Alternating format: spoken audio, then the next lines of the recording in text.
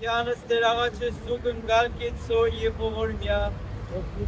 եւ փառքով եւ օրհնով եւ Քրիստոսով այժմ եւ ավիտյան Հռոմում հարգանքի տուրք է մատուցվել հայոց ցեղասպանության անմեղ զոհերի հիշատակին։ Իտալիայի մայրաքաղաք Հռոմում տեղի ունեցել հանդիսավոր միջոցառում նվիրված հայոց ցեղասպանության 111-րդ տարելիցին։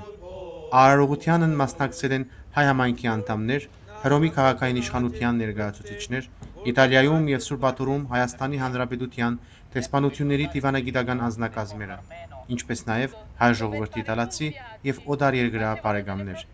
Միջոցառման շրջանակում հայ կաթողիկի եւ հայ առաքելական եկեղեցիների հոգեվորականները կատարել են միասնական աղոթք ի հիշատակ հայոց ցեղասպանության զոհերի։ Ցարգեբսակների զետեղման արարողությունից հետո Լևոնյան քահանայապետական հայ վարժարանի սաները հանդես են եկել ցեղասպանության նահատակ Սուրբ Իգնատիոս Մալոյանի նվիրված շարականի կատարմամբ։ Իտալիայում Հայաստանի Հանրապետության տեսփան Վլադիմիր Կարապետյանն իր ելույթում առանձնագի կարևորել է ցեղասպանությունների կանխարգելման ուղղված միջազգային ջանքերը։ Տեսփանը շեշտել է հիշատակի վառ պահպանման անհրաժեշտությունը, որպես միջազգային համագործակցության եւ ոճիների կանխարգելման առանցքային գործոն։